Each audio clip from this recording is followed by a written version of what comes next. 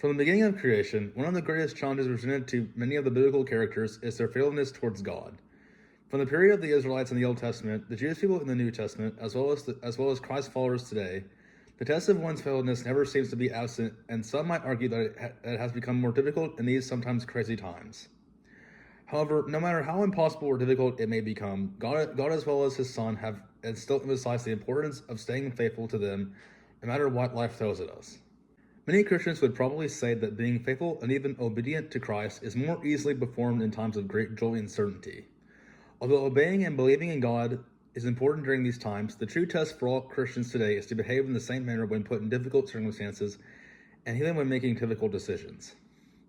It is during these periods in time where many biblical characters, and even Christians today, lose their momentum of faith they once had, and some, if not many, have even turned away from the faith altogether. In Genesis, there are two sets of relatives that are put in these times of difficult decisions by Yahweh as a test of their faithfulness. Readers could even argue that both sets of relatives are put in positions against each other, where one comes on top of the other stumbles based solely on the faith that each individual has in God.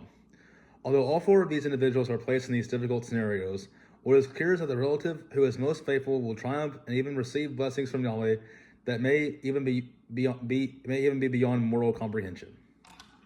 When God told Abraham, who was still Abram at this point, to leave his current homeland and go to Canaan, He also instructed Abraham to bring all that he had with him, from material possessions to the people that lived among him.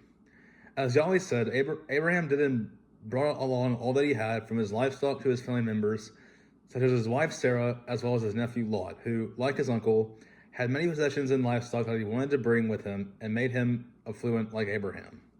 Unfortunately, as stated in Genesis 13:6, the quantity of Abraham and Lot's possessions was so great that their current location itself could not support both parties. Because of this, Abraham suggested to Lot that they separate so that they wouldn't have to put up with any difficulties of coexistence. It was at this point that the faithfulness of each relative towards the Lord would be demonstrated. When they went their separate ways, Lot chose the plain of Jordan that was located next to Egypt. At the time of their departure, this location seemed better than the oaks of Mamre. That would be Abraham's new location because the plain of Jordan was well watered everywhere, and the author of Genesis even compares this place to that of the looks of Eden. At first glance of the story, it seems as if Lot received the benefit of the doubt over Abraham because of his seemingly better location. However, unlike his arrogant nephew, Abraham seemed to remember the principle that those who accept less in the moment will receive more in the end. I'm not sure if this is an actual principle, but this to me might sum up this section of Genesis well. While Abraham did not start out with as much as Lot in terms of locational benefits, he certainly won in the long run, simply because Abraham remembered God's covenant with him and remained faithful in his patience rather than wanting the promise at the moment. In contrast, Lot saw what was alluring in the moment of separation and went for it, unaware that the plain of Jordan was in the vicinity of Sodom, which would be destroyed in the chapters ahead. Due to his lack of faith, Lot suffered a major blow when his wife perished amidst the destruction of Sodom and Gomorrah, as written in Genesis 19:26. Due to this difficult decision made between these two relatives, Abraham's legacy as a dedicated steward of Yahweh lives on to this day because of his willingness to trust the Lord rather than set his eyes on worldly treasures. Although Lot received a better place of land in the moment, this unfaithful decision not only cost him his home, but it also resulted in him losing a close loved one. Through this narrative, a reader can more clearly understand why God emphasized remaining as faithful as possible in all life situations.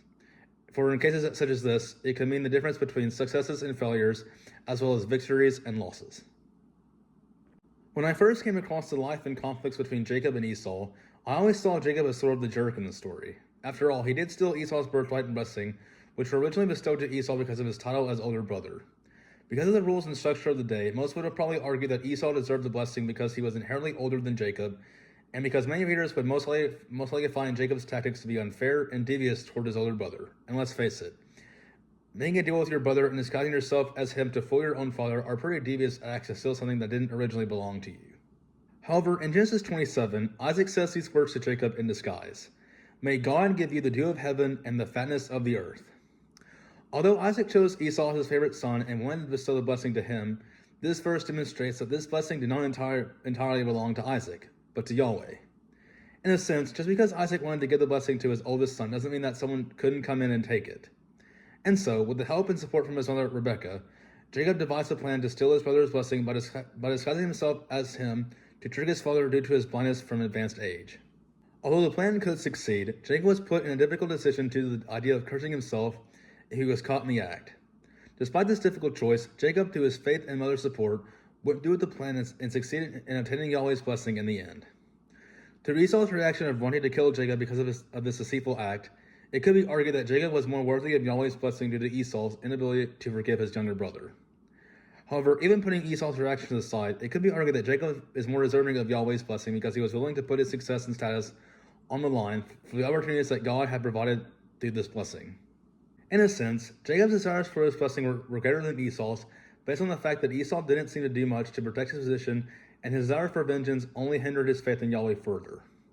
Although Jacob's acts might have been seen as deceitful and devious, it is difficult to overlook how much he wanted the blessings and gifts of God, most certainly due to the great amount of faith Jacob had in him, even in moments that could have cost him worldly status and pleasures. For Jacob, the blessing and grace of God is greater than anything this world has to offer. In the first chapter of Luke, the angel Gabriel says these words to Mary, "For nothing will be impossible with God." If it was possible to revise the scriptures, I might argue to put all faith in God as the closing words for this verse. Although God can do all things and can indeed do the impossible, it is clear as demonstrated through these Genesis narratives that God does the impossible more so when acts of faith are demonstrated by his followers. It's a pretty simple principle. When Christians are faithful to the deeds and grace of Christ on high, God will do things that seem to be beyond human comprehension, and even resolve what seem to be impossible situations and circumstances. This is especially evident when an individual is faithful in times of hardship or when difficult decisions have been made. Although God never leaves anyone or loves all of his creation, there is an emphasis on faith that he and his Son have towards believers that cannot be overstated. Through the stories of these brothers, as well as the life and works of Jesus, it is clear that in God's eyes, total faith in him triumphs over little or no faith in him at all. It could be more complicated, but God has made the path to his blessings and endless grace as simple and accessible as he can. It just takes faith. That, to me, is a Lord worth trusting. Praise God.